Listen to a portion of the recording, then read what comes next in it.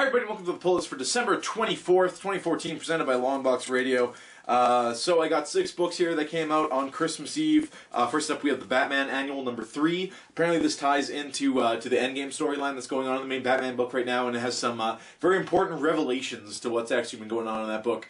And yeah, because if you've been reading it, you know there's a lot of mystery going on right now. Batman Eternal number 38. This is Batman dealing with the refugees of Arkham Asylum falling apart. Basically, you have Scarecrow, who's leading like a ragtag bunch of like Mr. Freeze, Poison Ivy, Bane, Clayface. They're kind of organizing to go against Batman, I guess. Kind of, you know, and yeah. So it doesn't turn out so well for them. I actually read this before recording this.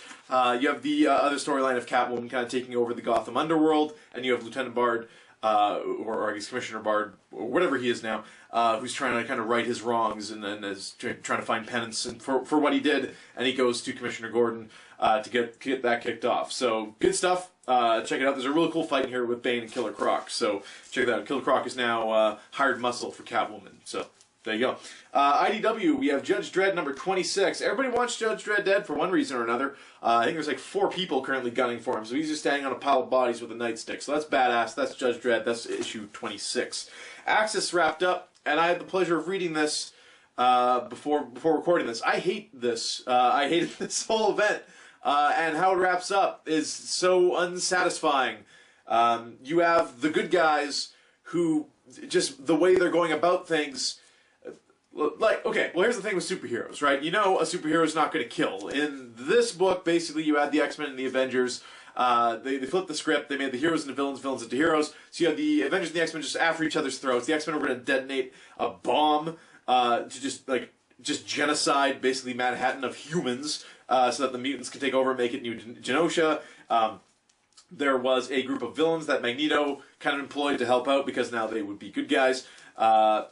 Man, okay, so at the end of this, they get the Red Skull, Dr. Doom, and Scarlet Witch together. They do their big flashy lights and reverses everything back, except certain characters are shielded by Tony Stark and remain the way they were. So you have characters like Tony Stark, you have Sabretooth that are now like permanently the opposite, and it's like the laziest way you could possibly turn a character heel. Like, so instead of just writing a good reason why Tony Stark finally snaps, and he's just like, you know what, it's my way or the highway. I'm through listening to Steve Rogers and following all these rules.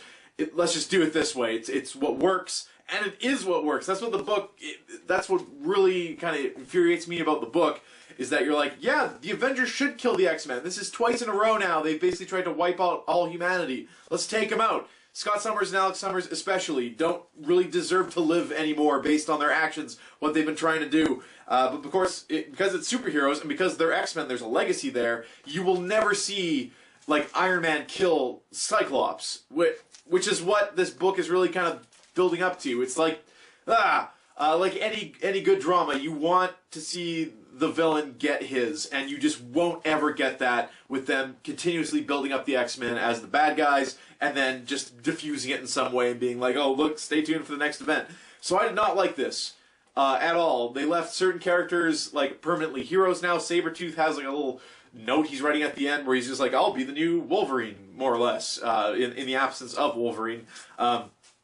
You have Thor and Loki had a showdown where Loki was able to pick up Thor's hammer for a little while and then drop it after the reversal. Presumably Thor can still not pick up his hammer because he's still unworthy or whatever. There's like 7 Kool-Aid Man moments at the end of this book too, where it's just like, oh, they've got the upper hand, and then someone comes crashing through a wall. I can like name a bunch off the top of my head. Luke Cage does it. Spider-Man does it. Iron Man definitely does it. Cool or whatever, the sad Hulk or whatever the heck, he does it. Apocalypse does it. I'm pretty sure Thor has a Kool-Aid moment too, and it's just silly. I don't know. So I wasn't a big fan of this book, and I wish we still had a podcast where Longbox Radio where I could talk about this for like 30 minutes and break down all the things I didn't like about this.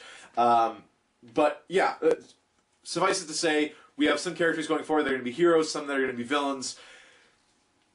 And it's just like there was a magic light switch that went off, and now it's like, oh, well, Iron Man's bad now. Well, why? Well, there was a magic light in the sky and an explosion, and that's how he is now. So yeah, There you go. Axis, number 9. Done. Behind us. Let's move on. Daredevil, number 11. Last issue, we had Matt Murdock dealing with the Purple Man's children there or whatever. So they take over like an arcade Chuck E. Cheese, and he's able to actually solve the problem. Basically, if you keep the kids apart, they won't have their purple influence powers, and Purple Man got arrested and he's in jail now. So everything's good. But a new vigilante's moving in. He's got a motorcycle and he's jumping over Daredevil. So that's looking exciting.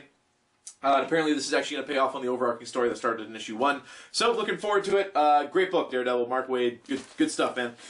New Avengers. Last issue, we kind of learned what Doctor Strange has been up to. And now we're back to the good old Avengers versus Illuminati stuff, I think, in this one. Of course, in 5 months, time runs out, and the Incursion storyline will come to a head, which I assume... I don't look at previews, really, so I assume it'll be an event or something. It definitely deserves it, and that would be a great send-off for Jonathan Hickman on Avengers. That is it for the pull list this week. Have a Merry Christmas, which is when this is going up. There's 3 free digital codes here. You can look for them all at the end of the episode. Have a safe and happy holiday, and we'll see you again next week. Happy reading.